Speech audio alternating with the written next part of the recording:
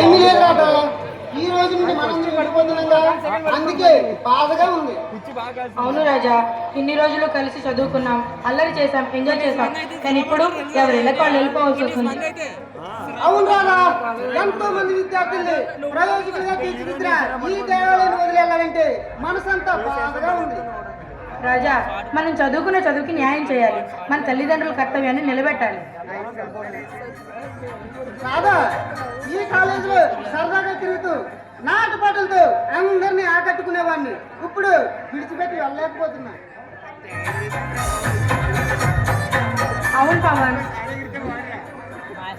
3 సంవత్సరాలు ముచ్చటగా గడిచిపోయాయి. అది సరే రాదా, నేను ఒక మాట అడిగితే నువ్వు అనుకోవుగా? ఏమిటో అడుగు పవన్.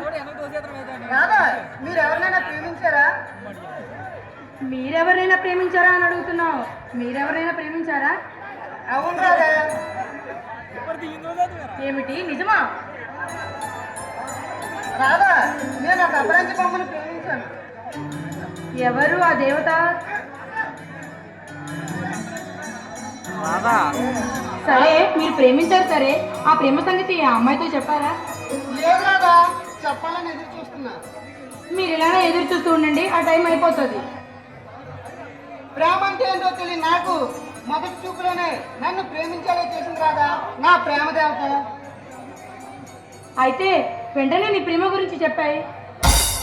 చెప్పాలని ఎదురు చూస్తున్నా.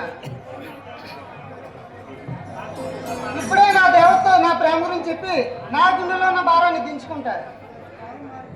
కాలం మారిపోయింది పవన్. ఫేస్బుక్, ట్విట్టర్ ఉన్న ఈ కాలంలో నువ్వు ఇంకా వెనకబడిపోయావు. ప్రేమ అనే పదానికి అర్థం తెలియచెప్పిన నా స్వప్న సుందర ప్రేమని నేను పొందగలనని అనుమానం ఉంది రాదా. మీలాంటి మంచి వ్యక్తిని ఏ అమ్మాయి కాదనుకుంటుంది చెప్పండి.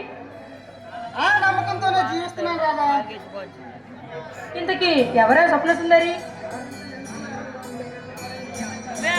ఎవరంటే ఏమని చెప్పను రాదా, నా మనసు తోసుకున్న మల్లె మొగ్గని చెప్పనా, నా కళ మహారాణని చెప్పనా.